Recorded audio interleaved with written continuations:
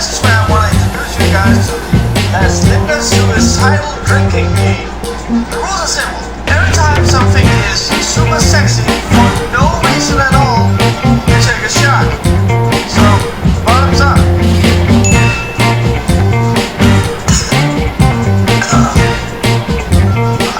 Bad idea.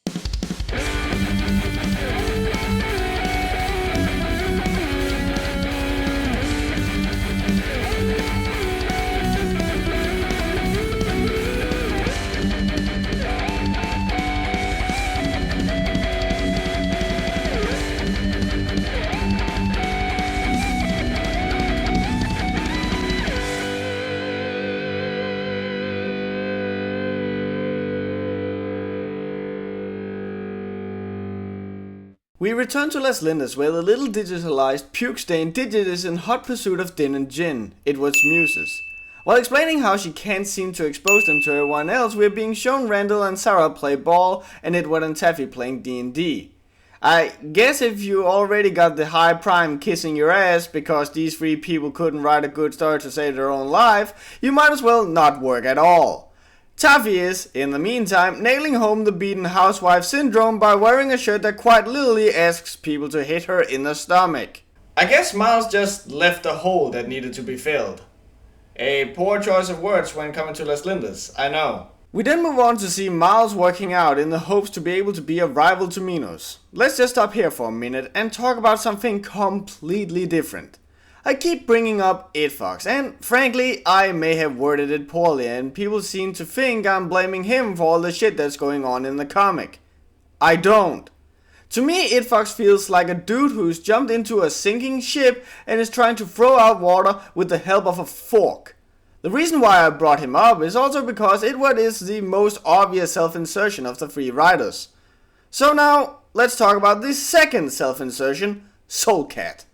Now I know you may be thinking that it can't possibly be Miles.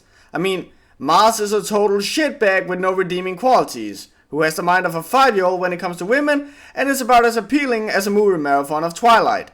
But oh yes, this is Soul Cat, and just for reference, this is Chalo. Why am I bringing that up? Oh, you'll see.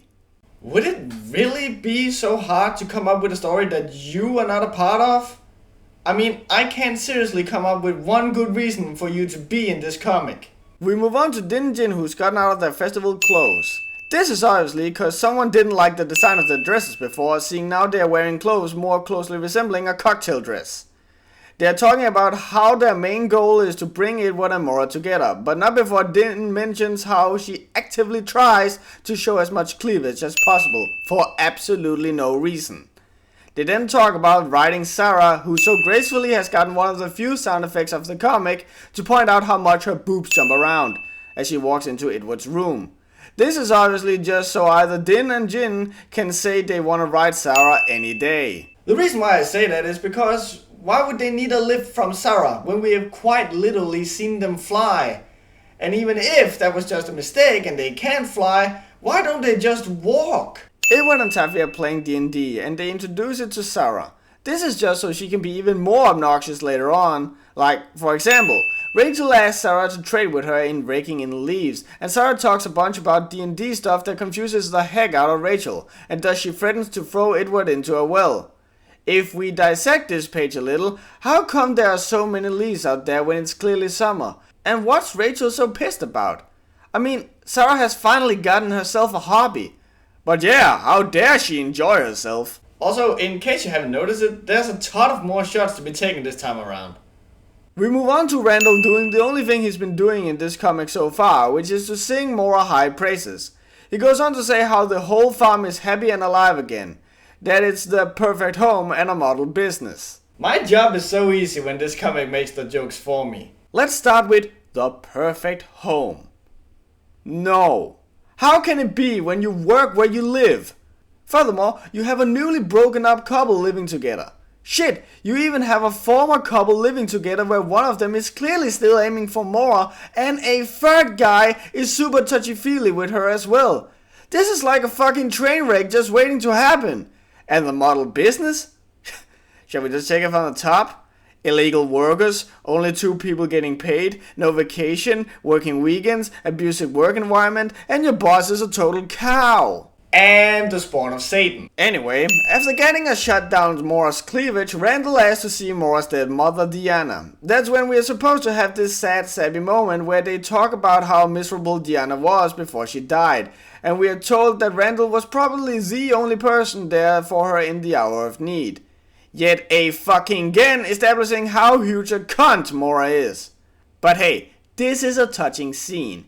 It gives exposition, and it's not dumb, silly, or about sex, and it has the potential to lead Las Lindas into more than what it currently is. But of course, it's immediately being shut down by Sarah trying to find her birthday presents. You know, cause she needs to be 18 so they can get away with showing her having sex. I will bet you any amount of money that that's the one reason why Sarah is turning 18 now. Sarah then continues to scavenge the farm for her birthday presents, but everyone is hiding it from her, which we clearly see at the end of every page. This is such a wasted opportunity, and just shows how other shit these writers are. Had the comic given the readers, as well as Sarah, the idea that they really had forgotten her birthday, and not shown us that they are obviously having planned something huge, it'd make the eventual reveal that they did indeed remember it so much more impactful. Hey Soul Cat Ned Fox, listen up, you might actually learn something. A character in a comic is not just a figure. It's not just an actor on a stage. It's a medium between the story and the reader. The reason why you learn at the same time as the protagonist in a murder story who the murderer is, it's so you can feel the shock of the reveal along with the character. The more you can feel like the character, or that you're standing next to the character, the more you break down the wall between reality and fiction. And the more you break down that wall, the higher stakes you got in what's going on, and you will be more invested in the various emotions happening in the story. Or to put it in words that you may understand, that's the reason why you have POV porno. But oh my god, what a shock! It turns out they did indeed remember Sarah's birthday. I know, who the fuck would have thunk it? They sing Sarah her birthday song and then comes the presents. Need I remind you that Las Lindas was so much in the red that they were getting evicted from the farm, that Taffy had to live off from savings, and the only real income they have had are the prize money from cheating at the fair. Keep that in mind as Sarah gets this iPod, this watch, and this fishing rod, all super expensive, as pointed out by Sarah herself. And so Miles is once more acting like a womanizing ass licker. Edward points out that he didn't have a lot of money, which no one had, and so he made Sarah a wooden whistle, as inspired by one of his own novels. How stuck up your own ass can you possibly be? Apparently the wooden whistle is from a story where the main character was a poor girl who only had that one whistle. Therefore she would only play with that and thus got so good at playing it that she'd summon spirits and learn magic. That's where we cut to Din and Jin straight up ripping off Pinky and the Brain. I think so, Brain. But where are we gonna find a duck and a hose at this hour? It's not referencing or parodying if you're using the exact same sentence, you idiots! Taffy and Mora's present for Sarah is to take her out shopping, which she obviously more than happily agrees to.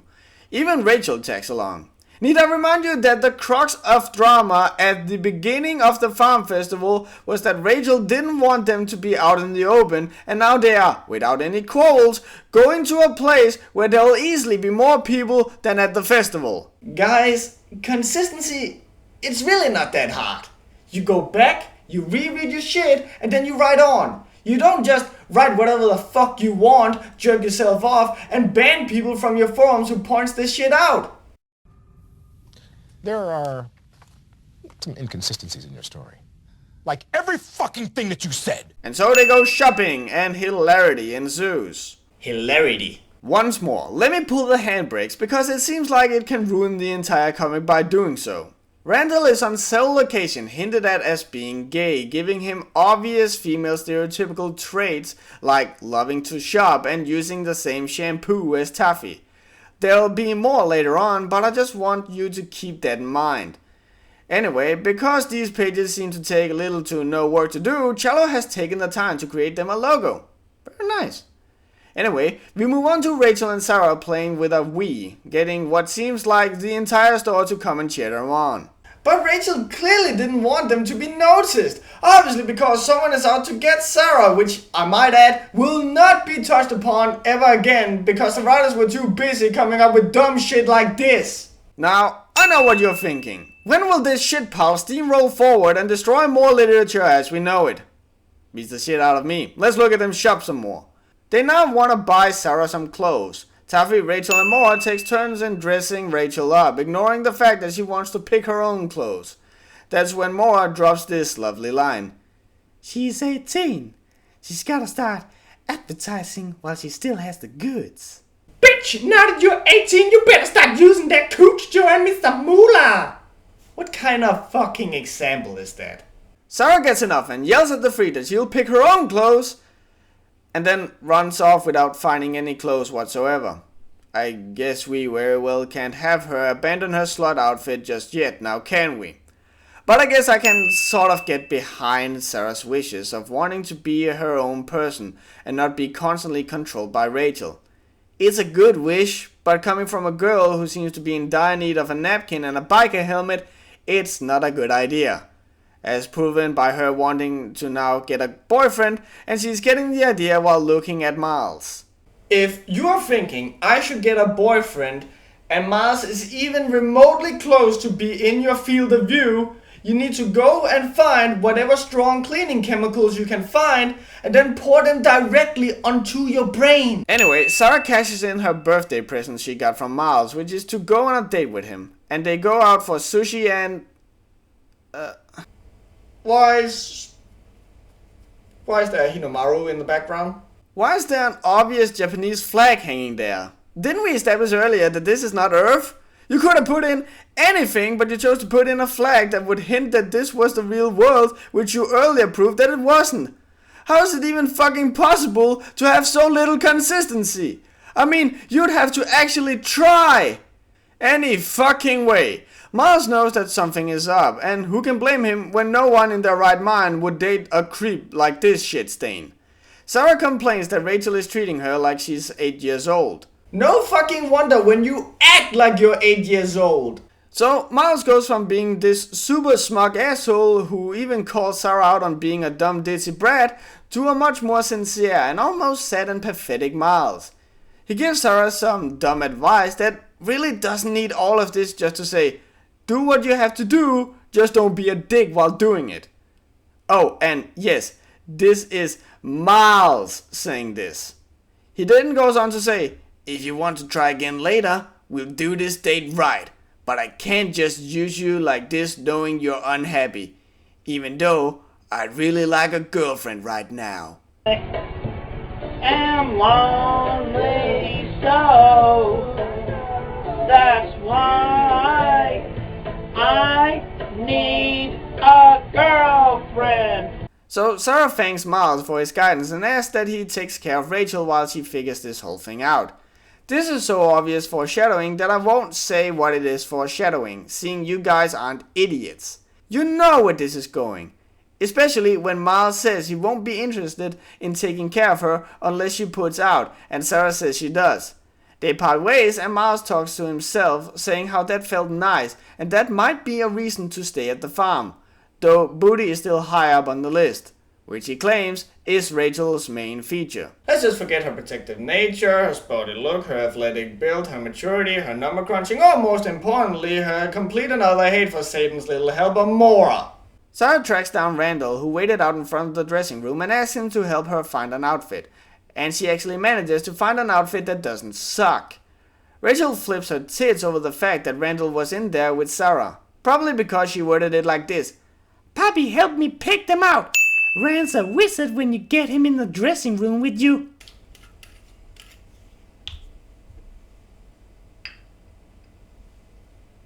Nah. I'm gonna need something much stronger for this. Mora is proud that they managed to complete the shopping trip without any major disasters. And you know how I kinda like Sarah's new clothes? Most of all because they aren't as slutty? Well, seeing that this is Les Linda's, it's hard to take a step forward without taking a giant step backwards, as proven by Digit now having a far tighter fitting dress and even what seems like a chest bulge. Speaking of taking a step forward and then a giant step back, let's look at this. Wouldn't this be great just as it is? Especially with the fin thing there at the bottom, giving you the forlorn hope that this train wreck is finally over. Well, don't worry, this is immediately ruined by Sarah's monologue. You know, guys, I don't think you ever gonna top this. I never had a birthday party before, but this year I got everything I could ever want. No way are we gonna run away now, Rach. I'm going to stay with my new happy family forever. Who says you can't buy love? Plus, what a flaccid chapter. And what a fucking boring ending. The next chapter begins with Taffy and Mora talking. Because this comic is written by dudes who never grew out of their teenage state of minds, Taffy can't function without some dicking and thus she wants to start dating again. And so she asks Mora, arguably the worst freaking person to ask for dating tips. I mean, shall we remember for a minute that she screwed a dude to make a guy who didn't give a fuck about Mora jealous? Mora immediately displays her dumb idiotic lack of expertise to share with Taffy as she immediately suggests nailing one of the 3 that are currently working on the farm. One is head over heels for Mora, for unexplainable reasons, one is an obvious gay dude, and the third is Taffy's dickhead of an ex, Miles. I don't think Mora could have given her any worse advice, even if she suggested for Taffy to just straight up have a relationship with an inanimate slipper. Taffy is apparently so desperate for some dicking that she's willing to settle. Seeing she can't have Edward cause he's crazy about Satan, and she can't have Miles because he's the furry persona of a guy who has the same mindset as Elliot Roger, and so she might as well settle with Randall. Why not someone not on the farm? I mean, the law that prevents people who work together to be in a relationship is kind of there for a reason. Anyway, Mora says they'll make Taffy look like a single lady, which obviously entails slotting her up, because you can't look hot without showing a ton of skin. Hey dick butts, guess what? This can be hot too! So the night turns out horrible, and once more, credit where it's due. Some of the things the guys say here are really funny. But don't worry, we're right back on the shit track as they return home untriumphant, and Mora goes to sleep. She walks into her room and strips out of her dress. Wait a minute. Oh God, please tell me Charlotte doesn't honestly believe that a dress is made out of a top and a bottom. I mean, look at this. You can see that right here it's connected at the waist. That this is, in fact, one piece of clothing. But here, Mora is clearly wearing a skirt. Anyway, in the interest of moving along, let's move on to a different problem I have with this. Mora has thrown off her top part of her dress, and inside Edward is waiting for her. Shouldn't Mora be used to this by now? Shouldn't she be a little more careful? When I lived together with just one of my friends, I was nervous to as much as take my shirt off, and here Mora is straight up rigging off the top part of her dress without checking if anyone is inside her room. And she's living with 8 other people. How uncareful can you be? Excuse me while I go into the nearby minefield and jump around on my pogo stick. But yeah, Edward is waiting for Mora, who immediately kicks him out, to which Edward says, "Yikes, must be her time of the month." Because a girl can't be mad and hate your guts without her being on her period. It couldn't possibly have anything to do with you being an obnoxious fucking dickhead. Anyway, Sarah finds Edward and wants to ask him some stuff. Looking at her outfit, I think we all know where this is heading. I mean, what? You thought I was joking when I said that they only pushed Sarah into becoming 18 so she could have sex? Have you not been paying attention to these writers' thought process at all? And lo and behold, Sarah is laying her moves on Edward harder than an 86 hit combo in Killer Instinct. However, with about as much finesse and subtlety as, well... Oh, I don't know. But hey, time to reuse the same story device as earlier, where the double entendre is purposely misleading and instead Sarah just wants Edward here to help her write. The 18-year-old with the mentality of a 5-year-old wants to write a story. Don't show the picture, Christian. Din and Jin then explains that this is all part of their devious scheme to get Edward together with someone other than Mora. A noble goal indeed. They then drop the magic flute near Sarah and she starts playing, and Din and Jin then shows up in Sarah's whole outfit. What? You thought this outfit was just gonna up and leave? F that noise! Obviously, because Sarah has the mind of a kid who's been huffing paint for 3 years, she immediately believes that Din and Jin are the magical spirits that will teach her about magic. Sarah wishes for Rachel to not be lonely and for Mora to not having to worry about her house anymore. Well, that was easy, seeing the first wish is already granted before asking, seeing Deus Ex Machina is so far up Mora's ass that Mora can pick her nose with her tongue. Well, nevertheless, Din and Jin explains to Sarah that the magic comes at a price and that she has to do something for them first. But hey, it's been a while since an obligatory boob shot. The sex in this comic is basically like the pain from getting a tattoo. At first you can really feel it, but as time goes on you care for it less and less until you eventually reach a point where you can't feel it anymore. And that's when you have to stop. But yes, once more we are supposed to be distracted from how batshit poor these guys' writing is. It's basically like a Michael Bay movie at this point, but instead of covering up their plot holes with explosions, they are instead covering them up with, well, this. Or rather these. Also, Mora's nibbles seems to be so pointy at this point she could practically engrave badminton trophies with them. Anyway, Mora is posing because Minos now wants to paint, because remember, this is Cello. All the while, Mora is talking about how Edward saw her half naked and all, and when Minos, you know, the most stoic and flat-faced dude in the world, doesn't react, Mora instead takes this as Minos not minding it and says, "Doesn't it bother you? I mean, it's kinda hard thinking about what men will do to see me, but I figured you'd be upset. You know, this is actually kinda kinky. I didn't know you were comfortable with other guys getting a piece of me. Miles will be thrilled." Jeg sværger, den her kost bliver en større og større luder for hver gang vi ser hende. Mora, having put all her points in her boobs and none in her brain, doesn't seem to know what modeling is all about and instead just wants to fuck Minos' brains out. And so obviously the painting turns out completely shitty, and Mora doesn't waste a second to rub this in Minos' face. Minos says how he tried really hard and he wanted to do this as a couple thing, but apparently Mora is getting too pissed over the fact that Minos doesn't want to bone her or can't catch her complete sluttiness in his painting, and so they mix some harsh words. I've seen more justified fights in Mortal Kombat 9. Look, baby, I can't let you run loose without an escort. I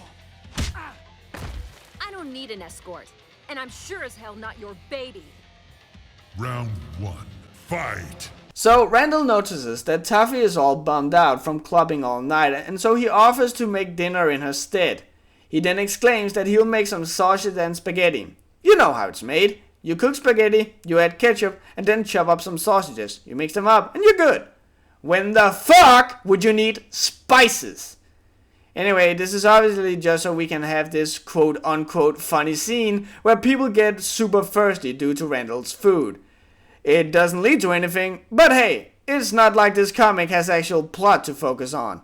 You know, like the farm being in the red, Alejandra's obvious wish for revenge, Mora and Minos' relationship, Sarah's quest for the muses, Miles' quest to get into Rachel's pants, or my favorite, the huge freaking plot thing where someone was out to get Sarah. You got an author and an artist who wants to go this way. You got a womanizing asshole of a writer who wants to go that way. And you got It Fox who's so heavily inspired by manga that it's almost painful who wants to go that way. It's no fucking wonder this comic is going nowhere when it's being pulled from every fucking direction. But alas, I completely forgot to mention this exciting plot about Taffy needing someone else to abuse her a little, as we move to her in her room where Edward comes in to play some D&D, which doesn't seem to make much sense, seeing he thought that Mora and her would be out clubbing again.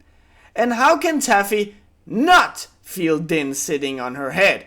We've established that they are only invisible, not ghost-like. And how did she get up there if they can't fly? But all that is nothing compared to fucking this. What the hell are you wearing, Taffy? You are gonna play D&D with Edward here, and you're wearing this?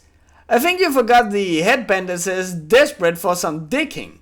And how she's not minding that Edward is seeing her in this at all, when she was losing her shit before when Miles wanted to see her lift her dress.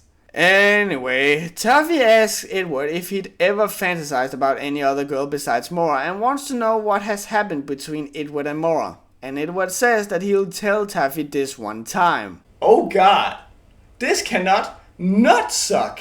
Edward then continues explaining how he met Mora. He was at a convention, he and Mora hit it off, and they fucked. That's it. Also, how can Mora have been able to afford going to a convention like that? Didn't we establish earlier on that Mora had to work her ass off to make her farm run every single day? And if so, how can she afford being at a convention for several days? Which, may I remind you, is as far Mora and Edward's relationship lasts before Mora suddenly disappears to the east and stopped answering Edward's calls. This is supposed to be an emotional scene, but it's so fucking retarded. This is less than a vacation fling. Shit, even Edward knows this, but he still traveled to the east to hunt down Mora, honestly believing they had a thing going. This is despite her leaving without a word, having only known each other for a few days and not answering his calls. This is the flimsiest bullshit I have ever read. This is supposed to be important, but it's handled with little to no care. Here's a tip. The more important something is, the more you should work at it from every angle. It's like the carrying main columns of a building. Edward and Sarah are going over what Sarah needs to know how to pass a school. Who the fuck gives a fuck? Moving on! We cut to my favorite character in this entire thing, Rachel, who's working out. She's being interrupted by Minos, who wants to work on Rachel now, who unlike Mora doesn't give Minos total and other shit for his work. Also, can I just point out that I am with the firm belief that Minos has bigger boobs than Mora. I'm just saying. Outside is Sarah, who is reading, and Din and Jen approaches her saying they have found her favor to them, and it appears to be destroying the small little home Digit has. We then cut to, okay, that's enough. That's not how you do it. When going back and forth between two things happening, it's called cross-cutting. This is usually to show two things happening simultaneously. This is most commonly used to create suspense, to sort of give the reader the idea that these two things are gonna clash at the end. It's not to go from an interesting thing to something that's boring as fuck. It kills whatever interest you have in either of the subjects. It's like you're trying to walk straight and someone keeps turning you to one direction, then the other. Anyway, Rachel and Minos talk and they stumble across a drawing of some girl and Minos goes into some exposition. Apparently the girl known as Grace was Minos' big love interest once. Or rather, according to Minos, it was more than love. Rachel cuts all the bullshit, however, and boils it all down to questioning Minos if he wants something better than Mora, to which Minos answers, yes. No fucking shit. I mean, of course you want more. Of course you're not happy with what you got. You're dating the biggest, dumbest, most selfish, whoring, slutty, annoying, abusive Mary Sue asshole in the world. It's like a guy who keeps getting kicked in the dick wanting it to stop. You can't really blame him. Anyway, inside the farm, Sarah is stealing Digit's router, and I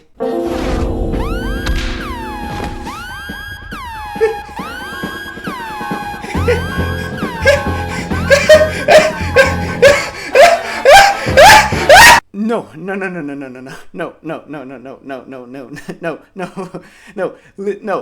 listen to me, no, you fuckers, you illiterate, childish fuckers, you talentless, immature, sex-fixated motherfuckers, you do not, I fucking do fucking not deserve to have Metal Gear in there.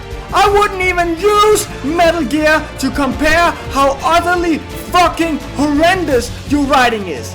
I will give you needless fan service a pass. I will pardon your shitty characters. I will even overlook your obvious self-insertion in this poor excuse of a story. But I will not fucking stand for you to have the best written fucking fiction in your comic. Hideo freaking Kojima would be spinning so hard in his grave from this if he was dead that it would spin the world out of its orbit and make it collide with the fucking sun. I don't. I can't. I won't. I have. No. Fuck you. Fuck all of you! Fuck you so fucking God!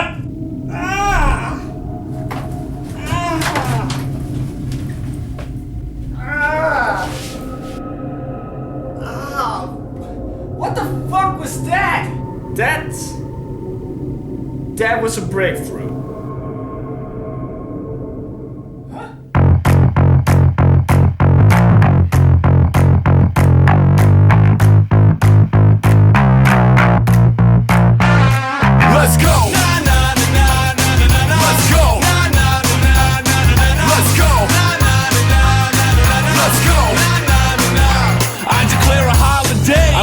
Answering my cell, no emails or texts, no messages or texts. I leave the front door open for the people that I'm close to. Life short, we trying to get down like we supposed to. Scratch out all your plans, you got nowhere else to be tonight. Give it just a minute and I promise you'll see I'm right. Tell your people where it's at, if they don't know they're gonna find out. Forget about the past, cause in here there's only right now. We don't need the speakers on your stereo to dance to. We'll just stomp our feet and clap our hands if we have to. And if you fall, girl, I'll be the one to catch you. The beat is in your bones, you just gotta let it pass through. We don't need no choruses or words to write a song. I'll just tell you what I'm thinking and we both can sing along. And when you're lost, all you gotta do is find your way to my house. They won't be able to see us with the lights out. Come on. There's nothing left to do. Turn the lights out. Baby, what's wrong with you? Turn the lights out. All you gotta do is want a little bit more. Girl, just shut the door. Turn the lights out. There's nothing left to do. Turn the lights out. Baby, what's wrong with you? Turn the lights out. All we gotta do is find a place on the floor. Girl, just shut the door. Turn the lights out. We're gonna make sure everybody gets the message. Plug the sucker in, we're gonna make this night electric. It's ending when we're finished and it's starting when we're starting. Leave your problems back at home, cause yo, it ain't that kind of party. Girl, I wanna feel your skin, I wanna hear you laugh. I wanna touch your hips with no chit-chat distraction. You can grab my shirt, you can pull me real close, telling me there ain't a time that you've gotta be home. Cause tonight we're gonna act like every minute lasts a day. When you're this close to me, girl, the world is gonna have to wait. And everything you ever need is in this room, I got you. You don't ever have to leave, you can stay here if you want to. Dance till you sweat, scream until you see spots. Everybody's gotta have a piece of what we got. If you want it, all you gotta do is find your way to my house. They won't be able to see us with the light. The plot thickens. Dun dun. I won't do that. This episode has been sponsored by a bunch of amazing people. First of all, we got Shane Asher. Shane Asher worked on The Strays, which was that superhero furry comic. He's still doing that, but now it's called Strays of Seravia. He kind of changed it because there was too many things called The Strays. Next up we got Alix J. I finally got to sit down and really talk with Alix. And if you like gripping drama and sick parkour, yeah, I know, it's a weird combination, then Dev's My Bitch is the comic for you. Then we got Skidd, who obviously is the amazing author and artist of UberQuest along with his lovely wife. And then we got, and I hope I'm pronouncing this right, Arthur D. Gonzalez-Martin. or better known as Art Guy. He is working on a comic which is a working title that's called Minions from Hell. And it's a mixture of steampunk and fantasy. Steampunk and fantasy. I'm just gonna let that hang there for a minute. And last but not least, we got David Lillie. If you want to support this show, you can do so on the Patreon. Just go to www.patreon.com/Riser. And you can pledge any amount of money that you want, and you will get all sorts of cool rewards for it. Don't worry, the show will continue nevertheless, and if you don't want to do it, all the more power to you. But if you want to do it, well, now you know where to do it. Anyway, take care until next time, and thank you for watching this episode. Bye bye.